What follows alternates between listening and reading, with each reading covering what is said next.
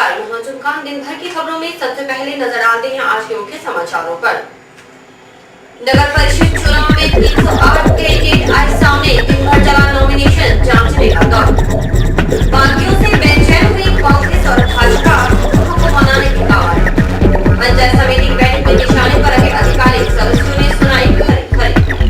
चुनाव प्रचार में जुटे प्रत्याशी कार्यालय का उद्घाटन शुरू। अब समाचार विस्तार से।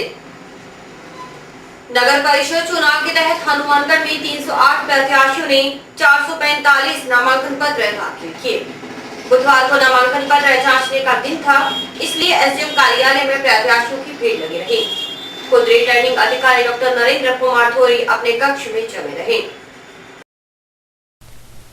हनुमानगढ़ नगर परिषद चुनाव में 308 प्रत्याशियों ने 445 नामांकन पत्र दाखिल किए हैं।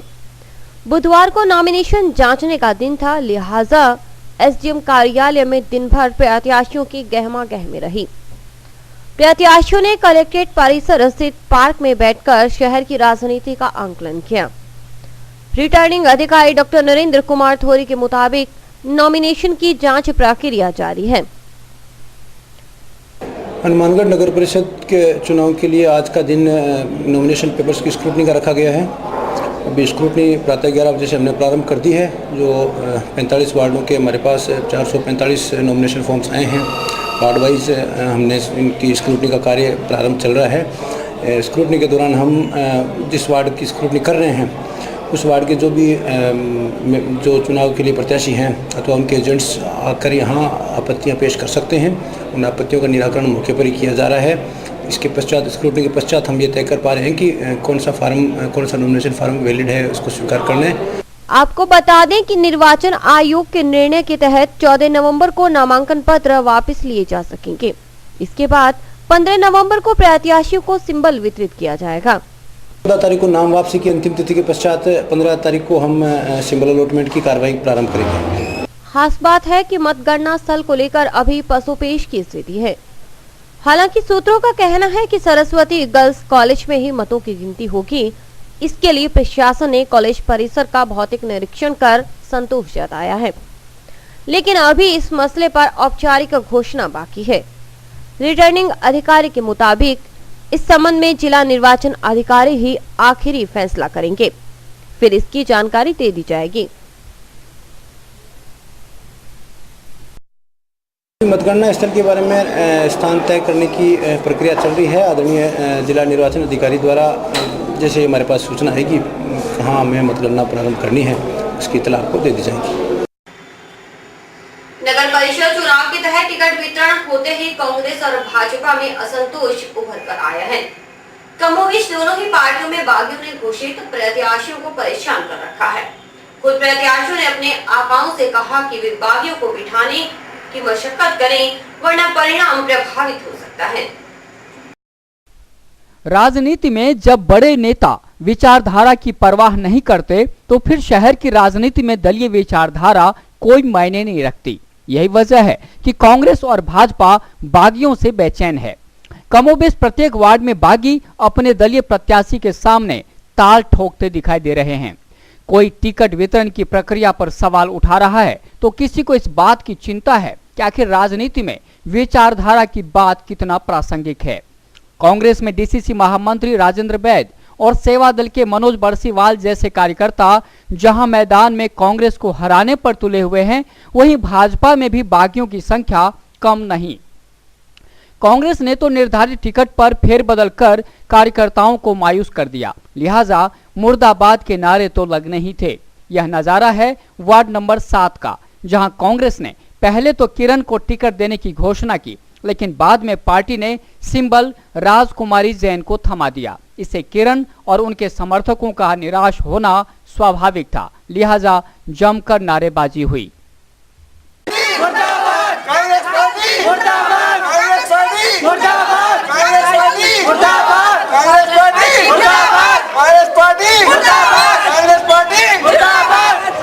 इतना दिन से जुड़ी हुई थी, फिर कांग्रेस पार्टी ने मेरे को टिकट दी।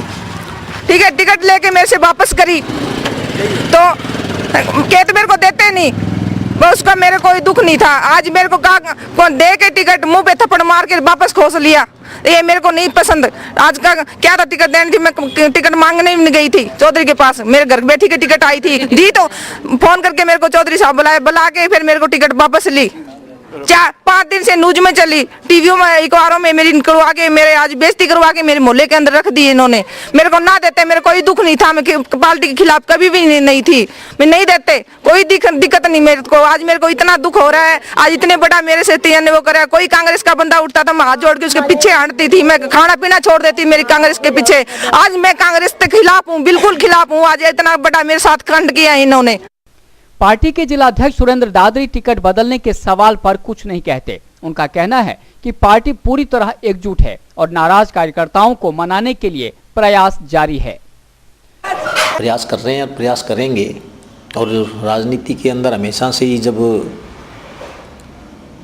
कई लोग दावेदार होते हैं तो एक बार स्वाभाविक है उनमें रिएक्शन होता है, लेकिन हम समझाइश करेंगे, सब मान जाएंगे और पार्टी के जो निष्ठावान लोग हैं वापस पार्टी में आएंगे। और कोई व्यक्तिगत महत्वाकांक्षा के तहत कोई कर रहा होगा तो उसको भी समझाने का प्रयास करेंगे। और मुझे उम्मीद है कि विड्रॉवल से पहले हम अपने जो भी कोई 2-4-5 लोग हैं उनको मना लेंगे, समान तरीके से उनको वापस पार्टी के साथ जोड़ेंगे। बात कांग्रेस तक नहीं थी, भाजपा में भी बागियों की सूची छोटी नहीं।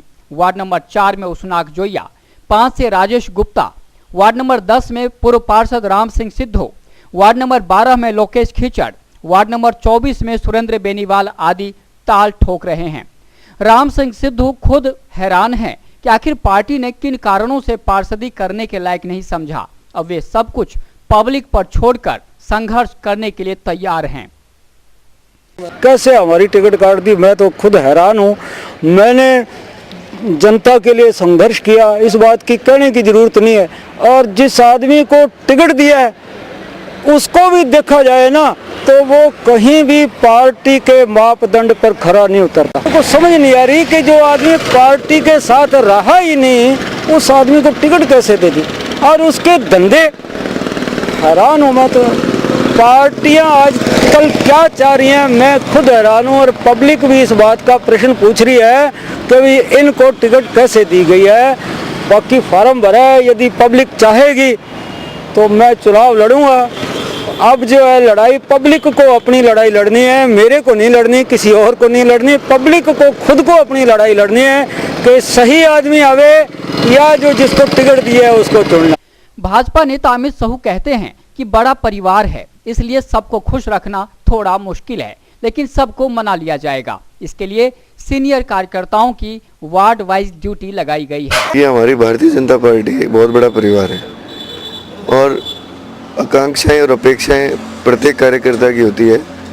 और भारतीय जनता पार्टी का जनाधार बढ़ा है, इस बात का यही संकेत है कि हमारी पार्टी में सबसे ज़्यादा दावेदार थे। मिल बैठ के जो सीनियर कार्यकर्ता हैं उनकी ड्यूटियां लगी हैं, मिल बैठ के सबको बिठाएंगे और पार्टी के प्रचार करने के लिए सबको जोड़ेंगे। कुल मिलाकर कांग्रेस हो या भाजपा, बागियों की टेढ़ी नजर से दोनों ही भयभीत हैं। यही वजह है कि दोनों पार्टियों के नेता बागियों को मनाने की कवायद में जुटे हैं। सबकी निगाहें 14 नवंबर पर टिकी हैं, जब रिटर्निंग अधिकारी कार्यालय से प्रत्याशियों की अंतिम सूची जारी होगी। वहीं तय हो जाएगा कि रूठों को मनाने में दोनों पार्टियां कितना कामयाब हुई। Bureau report, sky channel, Hanumangarh. Hanumangarh junction स्थित सुरेशिया के झूलेलाल मंदिर में 16 नवंबर को कार्तिक महोत्सव मनाया जाएगा। पूज्य सिंधी पंचायत की ओर से होने वाले आयोजन के तहत रविवार को वरुण देवता का मेला भी भरा जाएगा। इसकी तैयारी जोरों पर है। हनुमानगढ़ पंचायत समिति की बैठक करीब 6 माह बाद हुई, लेकिन इसमें भी समस्याओं के प्रति अधिकारियों में उदासीनता नजर आई। इससे जनप्रतिनिधि नाराज हो गए। बावजूद इसके बैठक में विभिन्न मसलों पर चर्चा हुई। हनुमानगढ़ पंचायत समिति की बैठक प्रधान चिमला कस्वा की अध्यक्षता में हुई। इसमें महात्मा गांधी राष्ट्रीय ग्रामीण रोजगार गारंटी योजना की वार्षिक कार्य योजना और श्रम बजट का अनुमोदन किया गया। गत बैठक की पुष्टि के बाद समस्याओं पर मंथन शुरू हुआ। बैठक में बिजली, पानी, सिंचाई, शिक्षा, सड़क और चिकित्सा आदि विभागों पर चर्चा हुई। सदस्यों में इस बात को लेकर नाराजगी देखी गई कि अधिकारी मीटिंग में सिर्फ आश्वासन देते हैं लेकिन काम करने के लिए कोई तैयार नहीं। इससे ग्रामीणों से खरी खरी सुनना उनकी मजबूरी बन गई है।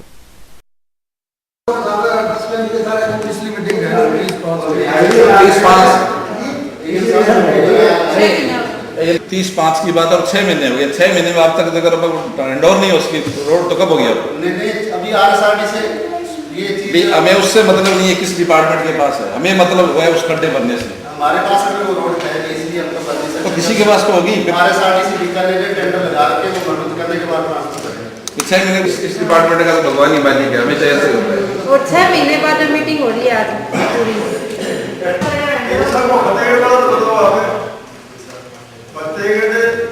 तो आप देख तो सकते हो ये बात है। और पिछली बार हम मौके जाते थे करवा दें। समाचार अभी और भी हैं, देखते रहिए दिन भर की खबरें।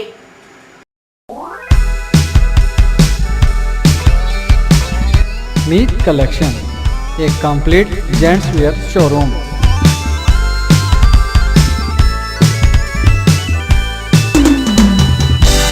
जहां पर आपको जेंट्स वियर में रेडीमेड गारमेंट्स, इंपोर्टेड शूज, चप्पल आदि की भरपूर वैरायटी मिलेगी।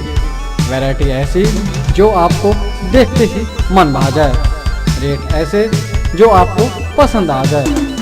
यदि आप कम कीमत में अच्छी वैरायटी खरीदना चाहते हैं तो तुरंत संपर्क करें। हमारा पता है मीत कलेक्शन, खोसा कॉम्प्लेक्स, नज़दीक श्री राम मार्केट, हनुमानगढ़ जंक्शन।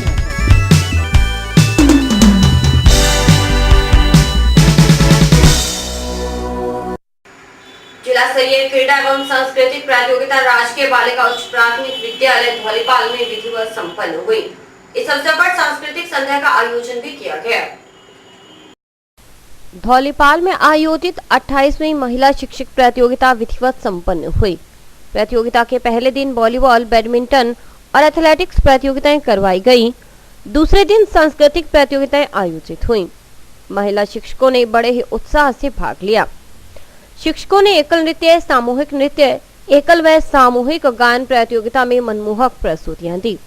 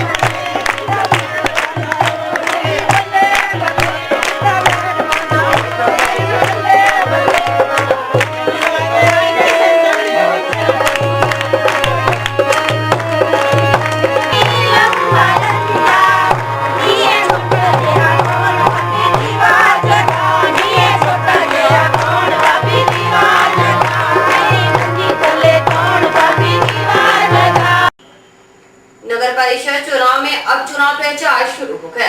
औपचारिक रूप से चुनावी कार्यालय खुलने लगे हैं, वहीं प्रत्याशी डोर टू डोर जाकर वोट मांग रहे हैं।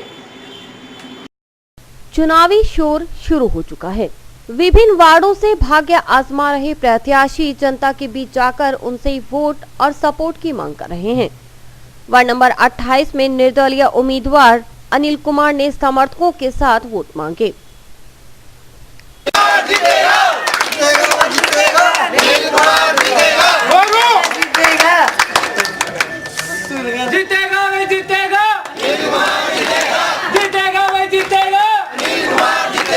पूर्व पालिका अध्यक्ष और वार्ड नंबर 34 से भाजपा प्रत्याशी अमर सिंह राठौर की धर्मपत्नी श्रीमती विमल कंवर ने बुधवार को वार्ड में डोर टू डोर संपर्क किया।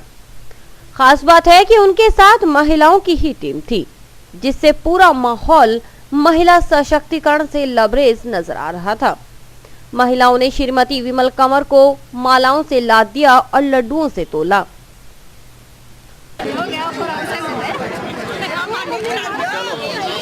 वार्ड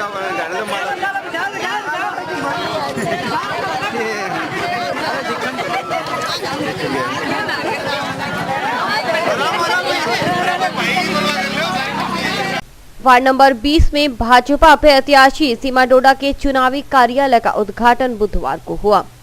पंजाबी महासभा के जिलाध्यक्ष चाचा चरणदास पाहूजा और जल संसाधन मंत्री डॉक्टर राम प्रताप के पुत्र अमित साहू ने संयुक्त रूप से चुनावी कार्यालय का उद्घाटन किया।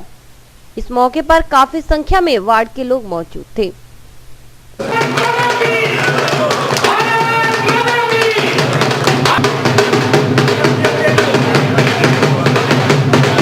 वार्ड नंबर 26 से कांग्रेस प्रत्याशी रामचंद्र भाट के चुनावी कार्यालय का उद्घाटन पीसीसी सदस्य भूपेंद्र चौधरी और डीसीसी अध्यक्ष सुरेंद्र दादरी ने किया। इस मौके पर कार्यकर्ताओं ने कांग्रेस जिंदाबाद के नारे लगाए।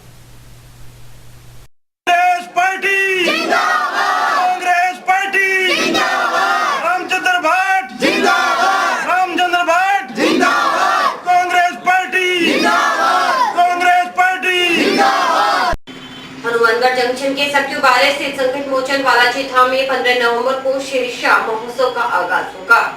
कलश यात्रा के साथ कार्यक्रम शुरू होगा और 18 नवंबर को जागरण होगा, जिसमें विख्यात गायक संजय मित्तल बाबा श्याम की महिमा का बखान करेंगे। और अभी वक्त है हेडलाइंस का।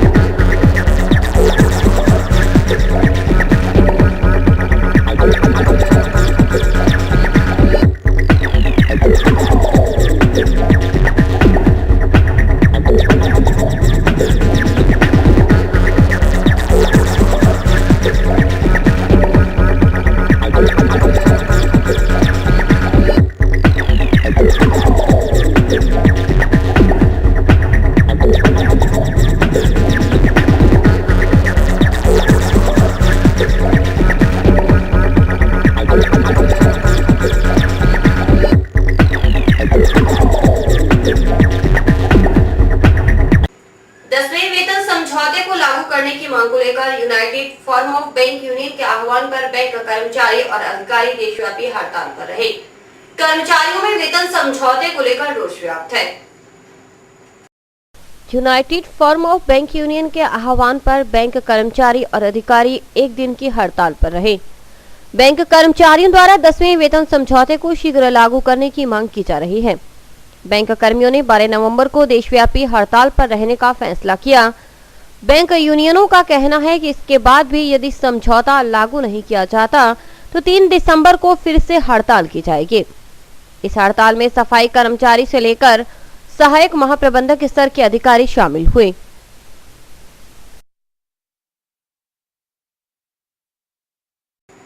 हनुमानगढ़ टाउन से Seth Gopiram Saraf DAV centenary public school में बुधवार को नेशनल क्लस्टर स्पोर्ट्स मीट का आगाज हुआ। एडीएम कजोड़मल दूरिया ने स्पोर्ट्स मीट का उद्घाटन किया। उन्होंने कहा कि खेल हमें संस्कृति से जोड़ते हैं। Seth Gopiram Sarraf DAV centenary public school में बुधवार को नेशनल क्लस्टर स्पोर्ट्स मीट का आगाज एडीएम कजोड़मल दूरिया ने किया। विशिष्ट अतिथि के तौर पर सेठ गोपीराम सर्राफ सेवा ट्रस्ट के chairman Gajanan Sarraf, Dronacharya awardee RD Singh, DAV school Rajasthan zone प्रथम के रीजनल डायरेक्टर एमएल गोबल थे।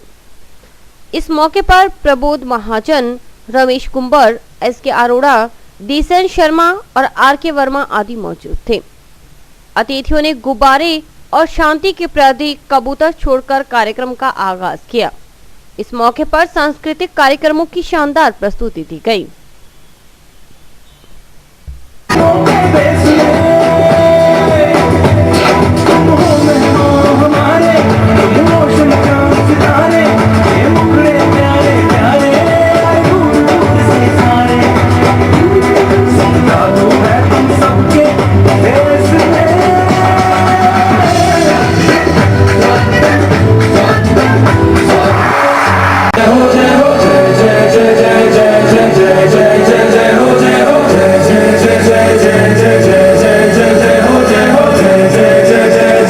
जय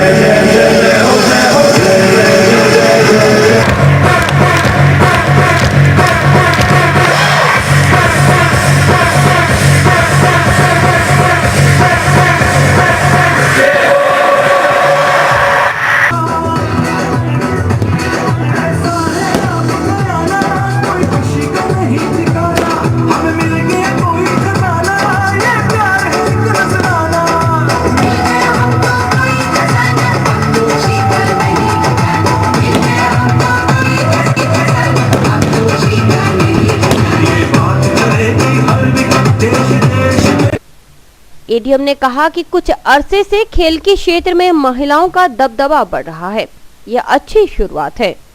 एडीएम ने फुटबॉल के क्षेत्र में ब्राजील की सफलता की कहानी सुनाई और खिलाड़ियों से धैर्य के साथ प्रतियोगिता में भाग लेने का आग्रह किया। उसकी बात हो रही है, अभी हाल ही के अंदर पिछले 6 महीने के अंदर 3-4 इंटरनेशनल इवेंट्स हुई है।